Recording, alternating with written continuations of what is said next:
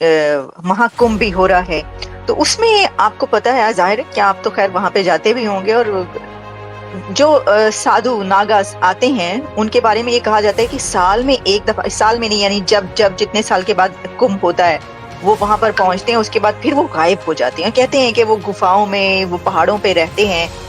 तो सोचने की बात ये कि बड़ी हैरानी की बात है कि वो बगैर खाए पिए इतना पूरी जिंदगी अपनी पहाड़ों पर कैसे गुजारते हैं, और ये भी उनके ऊपर कोई वो नहीं है, कोई वो लागू कर दिया गया रूल कि वो वहीं पे रहें, उनको जबरदस्ती कोई कर रहा है वो आकर अपनी आम लाइफ गुजार सकते हैं, लेकिन नहीं गुजारते।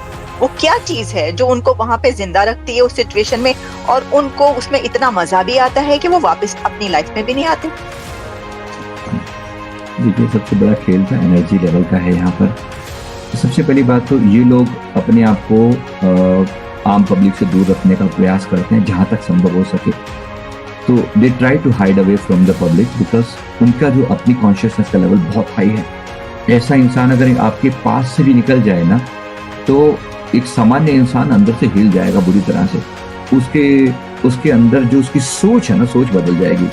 हमने ऐसे लोगों के समीप बैठकर देखा है, हम इनसे मिले हैं, हम इनके पास बैठे हैं, इनकी ऊर्जा को फील करके देखा है, और इन लोगों से मतलब अच्छा खासा परिचय है। क्योंकि ये जो लोग हैं ना, ये इतने हाई एनर्जी जोन वाले लोग होते हैं। जैसे मैंने आपको एग्जांपल दिया कि अगर ये पास से निकल भी जाए ना, तो आप अपने विचारों में सामान्य इंसान की तरह नहीं सोच सकते। उसके बाद you have to change yourself. इनकी कॉन्शियसनेस का लेवल इतना हाई है, but at the same time इनको खुद को भी अपनी एनर्जी को प्रिजर्व रखने के लिए लोगों से इंटरेक्शन मिनिमाइज करना होता है। ये लोग आते हैं उस जगह पर क्योंकि वहां एक ऐसा कॉम्बिनेशन है, गंगा यमुना और सरस्वती माँ का जो संगम है, जो स्थान है, त्रिवेणी जिसे बोलते हैं, वो एक ऐसा पावरफुल प्लेस है।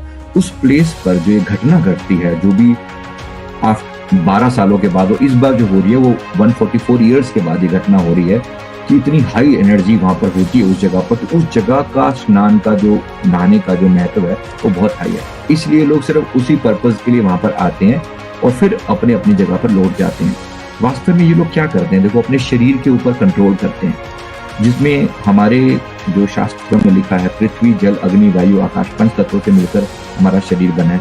तो ये सबसे पहले पृथ्वी जल तत्व को कंट्रोल करते हैं, मतलब अपने अंदर कंट्रोल करते हैं। तत्वों को कंट्रोल करने से क्या होता है, फिर आपको भूख वैसे नहीं लगती जैसे हम इंसानों को भूख लगती है, तो इनको भूख वैसे नहीं लगती।